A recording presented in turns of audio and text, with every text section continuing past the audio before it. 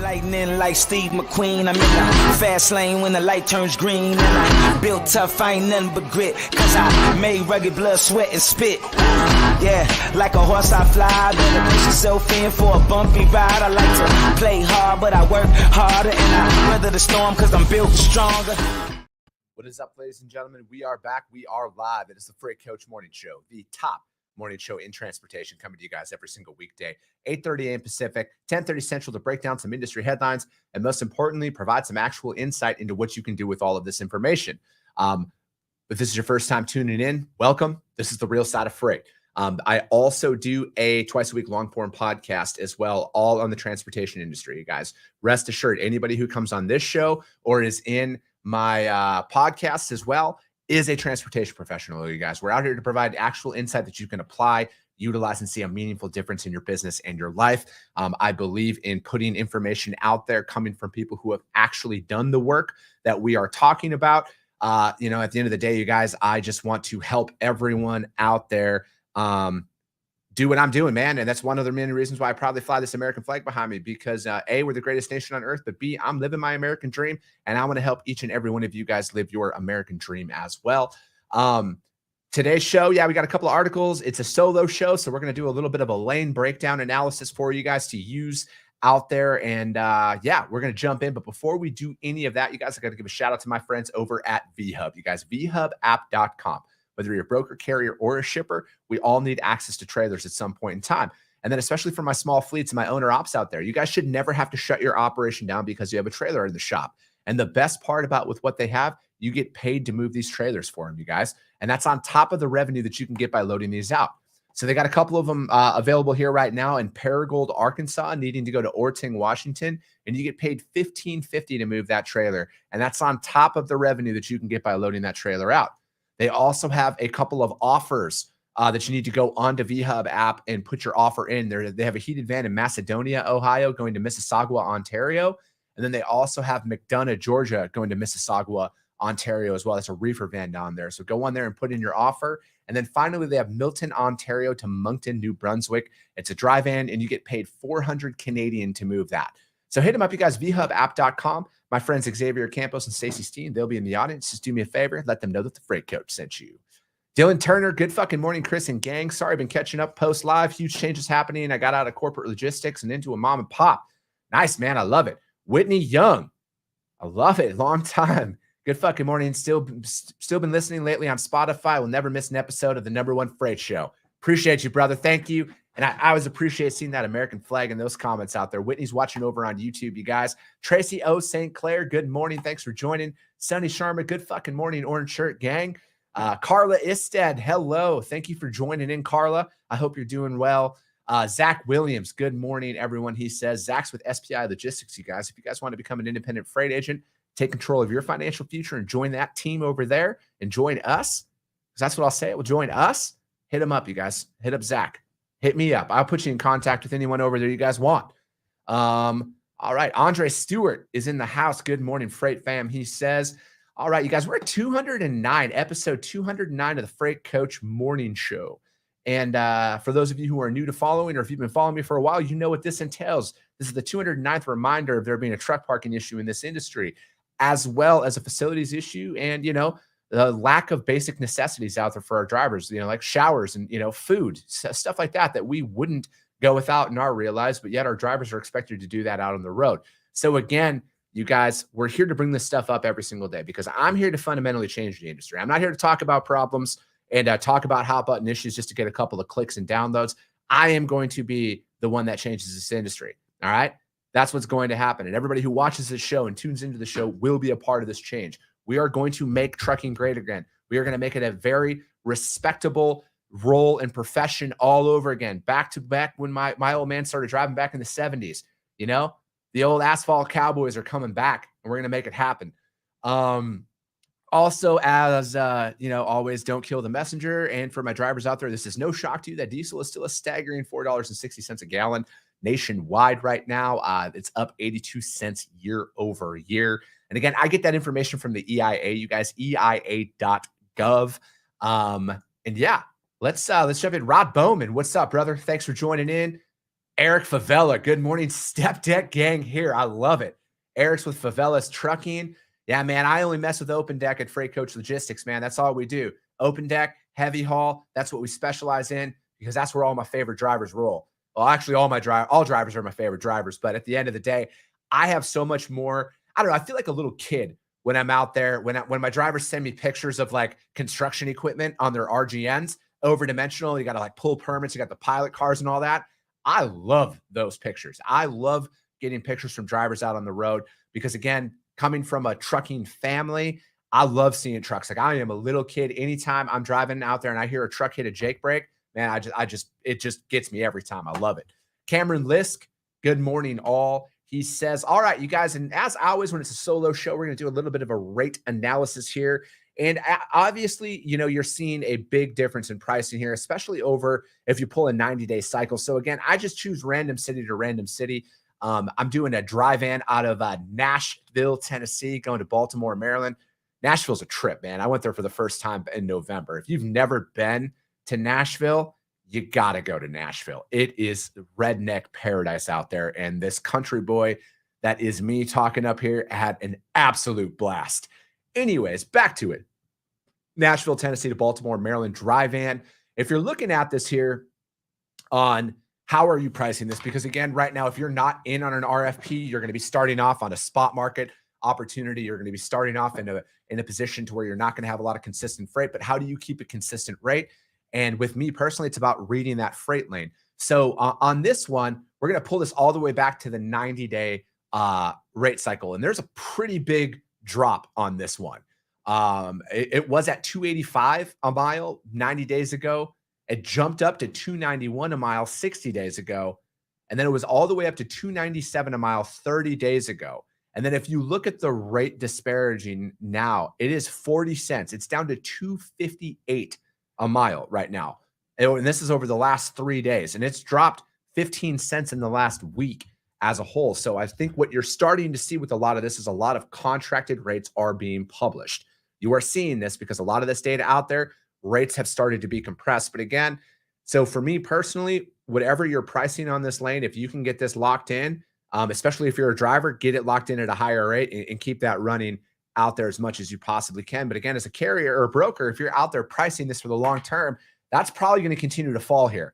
I would say, you know, over the next month, that's probably going to fall a little bit more than that, unfortunately, for the drivers out there who are living off of the spot market. But again, this is another reminder to get in there and lock in consistent rates with your brokers and your shippers if you can get that direct freight out there, because I think rates are going to drop a little bit more here. I think we're at the bottom per se from that example, but I think there's going to be a little bit more fluctuation that's out there as a whole. But again, rest assured, when the freight season starts ticking up here soon, you guys will be on the right side of that for sure. Andre Stewart says you are spot on. Consistent focus is what creates change. It's very true, Andre. It's very true. And I got a DM on YouTube the other day. And again, you guys, if you guys ever have any sales or operations related questions for transportation, drop them in the comments, send me a DM. I'll answer them live on the show. Now, the one that I got was, how do you make more money as a carrier sales rep? And it's very challenging to answer that without knowing what their compensation structure is as a whole. But again, out there, as you're building it up, I think that depending on how you're incentivized, if you want to make more money in that regard, I think you have to book. It's like a volume play. You got to book more loads. You have to have more loads out there. And again, consistently build up a carrier base. Like I talked about this I just finished a 50 load project. I had 3 total trucking companies move 50 loads for me. 3. That's how you become a more efficient carrier sales rep. That's how you win more business with your customer, most importantly, because they want that consistency. Then you get the consistent drivers on it as well, and your book of business will flourish from there. So again, it is all dependent upon your compensation model, but I would start with booking repeat carriers time and time again. And heck, if you want to I got a shameless plug my own product here, you guys. Check out Broker Carrier if you want to see that. It's one click of a button. You can notify all of that stuff. And we're also having a very, very, very large push on protecting our clients from double brokering. We have some pretty cool rollouts that are going to come in here soon that are going to keep you and your team safe in those regards. All right, let's break down a couple of articles here. As always, you guys, any of the articles that I break down, I put the links to the articles up on YouTube, which have the Freight Coach YouTube channel, as well as the Coffee with the Freight Coach audio only replay of this on iTunes and Spotify. I put them up over there, you guys.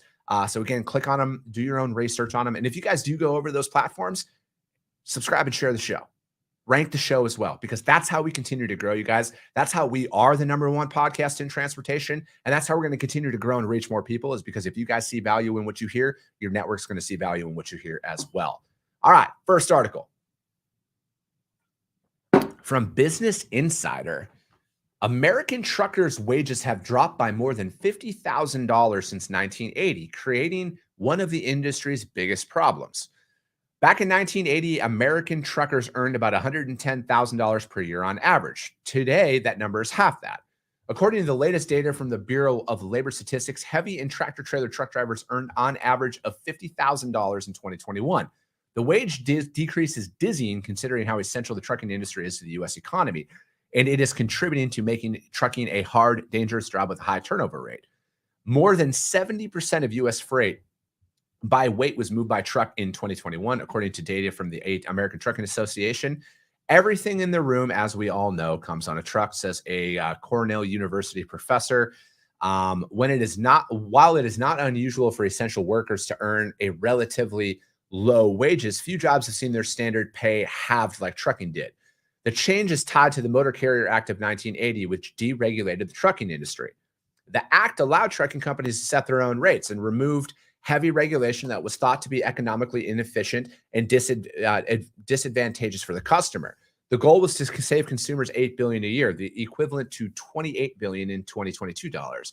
But while consumers benefited from cheaper goods, truckers didn't. Between 1977 and 1995, the decline in truckers' average real earnings was 4 times that of demographically comparable workers in manufacturing production. Along with depressed wages, truckers face a dangerous job. In the U.S. alone, 1 in 6 workers killed on the job is a trucker, according to Levy. That contributes to a high turnover of 90% or for large freights. While not all of the truckers that quit leave the profession entirely, most hop to other trucking companies in search for better working conditions. The high number signals dissatisfaction and can make the job even less safe, and companies recruit less experienced drivers. Up until now, our answer has been that to train more drivers so the industry can use them and spit them out. Levy told Insider, you're going to have a safe industry you're never going to have a safe industry, excuse me. Personally, when I'm looking at something like this, hold on. And then freight and logistics supply chain published high turnover rate is long-standing workforce challenges in the trucking include long hours away from home, time spent waiting, often unpaid, congested ports, and everything else. I go, all right. So, again, when it comes down to deregulation and having that drop driver pay, I don't know where the direct correlation comes in from that, because yeah, it's a free market. But if you look at the flip side of it, I don't think I've ever seen a shutdown or a pending shutdown on over-the-road trucking like there is every couple of years on the rail and the ports and everything else when it comes down to a heavily unionized industry as a whole. And then furthermore, in my honest opinion, this prohibits there for being 5 mega carriers that control everything. Look at the airlines. I mean, look at take for an example what happened just with Southwest Airlines here over the holidays. How many people did that affect? And that was one company. Now imagine that at scale in trucking. If one of the big 5 providers goes down due to a technology error or something like that, how does that fuck the entire nation over? Very much so. So again, I think deregulation in its how it happened and why it happened. I mean, there's goods and bads. Like obviously we can look back over the last 30 years or 40 years and say, this sucked about it. This sucked about it. This is what's good about it. But again, free market capitalism, I think, is the greatest way to operate. But, again, that comes with it. No, like, and with rates dropping as much as they are, you can't help. I would say the most rate pressure that you see are from the large fleets, because they go in and undercut fucking everybody. So if anything, I would say the larger fleets have more to blame out there from a rate perspective than most people will ever come out and say in public, because it's true. All right. I worked for a very large company, and I think that that's what you see right now is a lot of providers go in there and bid very fucking cheap. All right. And that sets that precedent out there. That drops wages for the drivers. That drops the rates for the drivers. It's not as easy as just saying one thing or another. I would argue that 10 times out of 10, because those large publicly traded companies out there are going to take control over a market because they can go in. And again, we'll use the Nashville to Baltimore lane, for example, that we were just talking about. It's $2.58 a mile. Those large companies are going to go in there and bid $2.10 a mile on that plus fuel, or $2.20 a mile all in. They're going to go in there. They're going to fucking undercut big time on that. All right. That's what they go. They go in there and they gobble up market share. So again, I think that having the structure of the industry the way that it is right now, by 97% of the industry being controlled by 20 truck or less operations. I mean, I know that you could challenge that number because everyone's got an opinion on it. Is it 20 trucks? Is it 10 trucks or whatever? But again, that wouldn't be the same. I personally think wages would be a hell of a lot worse than that if it wasn't for deregulation, if it wasn't for the rise of the owner-operator and the small fleets out there. I personally feel that wages would be, you would get minimum wage out there if there was 5 providers that controlled everything. I don't know. Maybe I'm wrong, but that's what I would say. Because generally speaking, when you remove competition, the company can charge exponentially a lot more. That doesn't exactly trickle down to the frontline worker. Again, I believe in responsible capitalism. All right. I believe in ethical capitalism. I believe in doing the right thing, charging a fair rate, and doing a job. I don't believe in robbing Peter to pay Paul or anything like that. But I think that deregulation, I think where we are today, again, you can always look back and say, oh, this was bad, that was bad, and everything else, or this was good. But again, I think that this is what has kept driver pay, again, which isn't great for the large fleets from the sounds of this article here. Again, I can't speak for every company out here. I can only say that I think it would be a lot worse if it wasn't for deregulation, because I think there'd probably be 10 mega carriers that control the entire market if that wasn't a thing. So, I mean, again, use the airlines, for example, use the trains, for example. Look at that. There's a couple of major providers, and that's about it. So again, this helped bring the owner-operator model to a sustainable business model to help people, like my dad, who didn't want to work for anybody, do his own thing and build up his own company. And I know that there's a lot of owner-operators and small fleets out there that's why they drive for themselves, because they don't want to put up with the bullshit. They want to do their own thing. That article, you guys, was from Business Insider. And yes, I will say drivers deserve to get paid more. Let me end it with that, because I don't know if I mentioned that, and I kind of get on these rants sometimes, and my mind works faster than my mouth. Drivers deserve to get paid more money. The blue collar workers out there, which again, I think there's going to be a resurgence of. I think there's going to be a resurgence of driver pay, blue collar workers. That respect is coming back to that, because when I grew up, man, you respected what people did. Like that's all I know. I grew up in a blue collar family. So for me personally, I think that there's going to be a resurgence back into the trades. And especially if you're a younger individual. I mean, fuck, I'm still young, but if you're in your early to mid 20s, maybe late teens, and you don't want to go to college, get into the trades, because there is a massive labor shortage coming in that regard. And if you get in, you can, that will be very lucrative, because skilled labor is starting to go away at a rapid pace. That article was from Business Insider. American truckers' wages have dropped by more than 50,000. Let me see here. We got Nathan said, morning, everyone. Coach, he's got that fucking American flag in there too, Nathan. I love it. Louis, what's up? Good morning. We are rolling. He says, Whitney Young says, because they can make it up elsewhere. Exactly. And Nathan said they can take Cali, the professionals, America.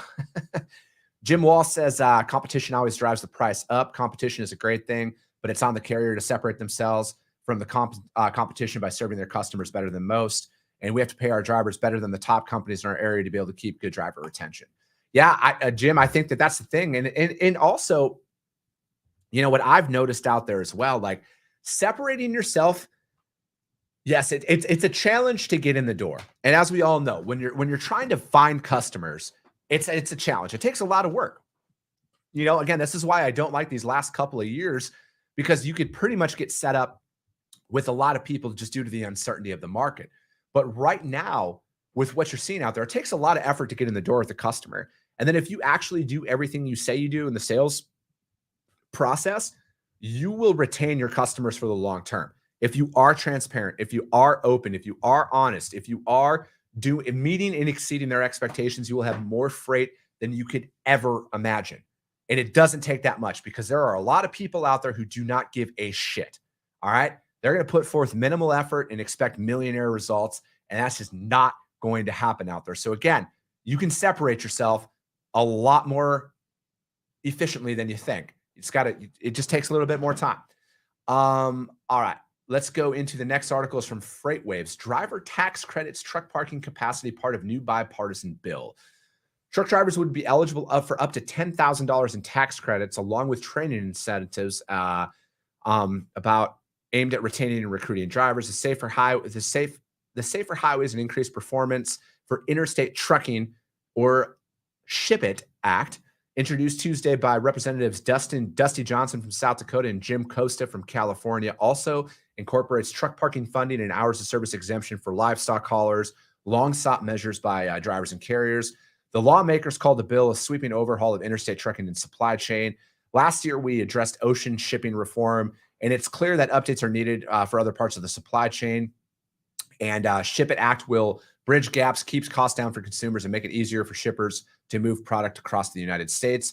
We need to recruit, train, and retain truck drivers to keep our supply chain moving, while also updating best practices to improve trucking to fit our modern society, Costa said. This is why we introduced the bipartisan legislation. Drivers holding the Class A CDL would have to make adjusted gross income of not more than $90,000 to $135,000 per year, depending on their filing status, to be eligible for the $7,500 tax credit. A driver would be required to have at least 1,900 hours of on-time duty, including driving time. Newer truck drivers who did not drive a truck during the preceding tax year would be eligible for $10,000 under the same rules. Let me see here. Dedicated funding to expand trucking. $755 million over the next 4 years is incorporated in the bill, which includes many of the eligibilities that were in Senate and House truck parking capacity bills introduced in the last Congress. Several shipper groups have came out in support of the legislation, including, all right, we won't list them all off. The bill removes numerous regulatory barriers that will make it easier for truckers to do their job, deliver critical products across the country. These regulatory reforms are vital to meeting the current and future transportation needs. All right. I do love seeing all of this out here on Capitol Hill to get this done. Obviously, I'm not the biggest fan of government overreach, but again, I like to see them put this out there and roll. I think that, $755 million on paper sounds like a lot of money, but I don't think it's that much money as a whole. Again, I think that reopening up a lot of our existing parking availability would be the short-term fix that we need, because again, it's great to see this stuff, but realistically, with construction and everything else, it's probably a couple of years away down the road. But again, we got to look at how do we improve this like today or soon. And I think that reopening up rest areas that are out there, if there's anything that's still closed. And again, I think that this is also another phenomenal business venture for anybody out there. If you have land that's already developed and has parking available on it, I think that that would be a pretty amazing business plan right now to get out there and to find these lots that are available and vacant for rent that you can get out there and find to create some safe and secure truck parking out there in the nation. Yeah, you guys, that article was from FreightWaves, and it was talking about driver tax credit and credits and truck parking capacity, part of new bipartisan bill. Again, I want to see this truck parking thing actually get some actual headwind in application and improvements made out there on the road. I would really like seeing this, because again, the thoughts are great, the proposed legislation is great, but the final bill and actual application rollout of is what we really need to pay attention to. Possibly, Nathan. Yeah, cameras to find the ones screwing up parking for everyone. All right. Third and final article, joc.com. U.S. spot flatbed capacity is rising as housing starts and manufacturing declines. Give me just 1 second here. My computer is taking a play off, it looks like. But again, this one is it's talking about the IIJA bill that came out there. And here, let me go. And now we're good. A loss in freight from U.S. home construction and manufacturing is suppressing the spot market volume and rates for flatbeds, creating surplus capacity at the moment isn't being matched with demand. That may create opportunities for some flatbed shippers if they can use the spot market effectively. Flatbed spot loads posted in the second week of January were down 73% year over year. That's the weakest or the lowest level for the second week of the year in 7 years, said Dean Croak. In contrast, the number of available flatbed trucks and tractor trailers on spot market boards is 41% higher than January of 2019, more than a year before the pandemic. The reason is the housing market. He said the flatbed market is tied to the housing market, the building market, and that market tumbled last year. But other markets that generated flatbed freight, aerospace, automotive, and high security cargo aren't doing as badly. Freight from those sectors, often higher value freight, is likely being moved under contract. Excess spot capacity will keep pressure on flatbed rates paid by shippers until later this spring. For all types of construction, this is a quiet time. March is when you'll start to see things improving. The next 6 to 8 weeks will be tough for flatbed carriers, he said. But also, it goes on to talk about the housing and the steel slump that was out there and the deterioration of the housing market, and then pending spending. And this is what we had talked about the other day, that manufacturing output fell. But on the horizon, special projects in the energy sector, which has been catching up after 2 years of delays, will increase demand for flatbed and specialized equipment. The big unknown is how much U.S. infrastructure spending will affect the demand for long-haul flatbed. The infrastructure money is just beginning to be spent, said Bob Costello, and that's going to be very strong when it comes to the impact on the trucking on the second half of 2023. And regardless of where new housing starts, there are a lot of homes built in the 90s that will need new roofs and kitchens, and that means shingles and plywood on the flatbeds and appliances in the vans that are out there. So again, we've talked about this, but as the trucking market, like with the infrastructure spending, starts to roll out, like again, I think flatbed is honestly, I think the flatbed market is the best indicator for what is to come on a 18-month prediction. So like obviously right now things dipped last year with that, but I think that you're going to, once the infrastructure bill spending is published and jobs are actually starting to work, flatbed is definitely going to be the sector to be in right now. So again, if you're looking to build your book of business right now, increase your output to your customers, because right now more than ever, you need to be visible. You need to be out there because they might not have freight today because everyone's good right now. But that could literally change at the drop of a dime if one of these contracts get awarded, and they get that rollout out there. So pay attention. I think flatbed is going to be the best market to be involved in. Well, I always do because that's what I love the most from a freight perspective. That article is from the JOC.